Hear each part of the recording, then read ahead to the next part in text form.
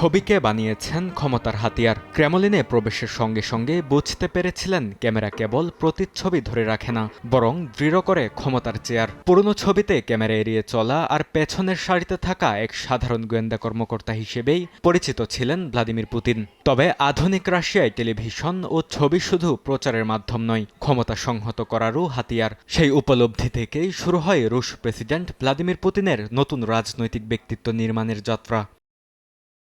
পুতিনের এই ভাবমূর্তি নির্মাণের প্রথম ধাপ ছিল রাশিয়ার সাবেক প্রেসিডেন্ট বরিস ইয়েলৎসিনের বিপরীত চরিত্র হিসেবে নিজেকে তুলে ধরা। যেখানে ইয়েলৎসিনের সঙ্গে মদ্যপানের বিতর্ক জড়িত ছিল, সেখানে পুতিনকে দেখানো হয় শৃঙ্খলাবদ্ধ, স্বাস্থ্যবান ও সংযমী নেতা হিসেবে। যুদ্ধবিমান চালানো, জোডো অনুশীলন কিংবা খালি গায়ে ঘোড়ায় চড়ার মতো দৃশ্যগুলো বিশ্বজুড়ে আলোচনার জন্ম দেয়। বিশ্লেষকদের মতে এসব ছবির মাধ্যমে পুতিন বার্তা দিতে চেয়েছেন রাশিয়া আবারও শক্তিশালী হয়েছে, আর তার নেতৃত্ব দৃঢ় ও অটল।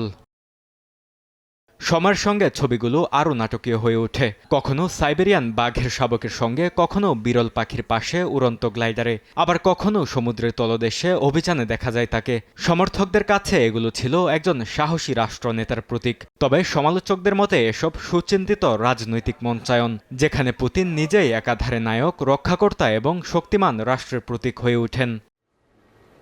2012 সালে পুনরায় প্রেসিডেন্ট নির্বাচিত হওয়ার পর তার রাজনৈতিক ও ব্যক্তিগত ইমেজে আসে নতুন মোড়। বিরোধীদের জন্য রাষ্ট্রীয় পরিসর সংকুচিত হতে থাকে, আর পুতিন নিজেকে আরও বেশি তুলে ধরেন রাশিয়ার ভবিষ্যৎ রক্ষাকারী নেতা হিসেবে। বর্তমানে ইউক্রেন যুদ্ধ তার রাজনৈতিক পরিচয়ের কেন্দ্রবিন্দু। তবে এক সময়কার সেই ক্রীড়াবিদ ও অ্যাকশন হিরোর ছবির বদলে এখন তাকে দেখা যায় অনেক বেশি নিয়ন্ত্রিত ও দূরবর্তী এক শাসক হিসেবে। তবু 2 দশকের বেশি সময় ধরে ক্ষমতায় থাকার পেছনে ছবির শক্তিকে কাজে লাগানোর কৌশল পুতিনের অন্যতম বড় রাজনৈতিক সাফল্য হিসেবে বিবেচিত হয়।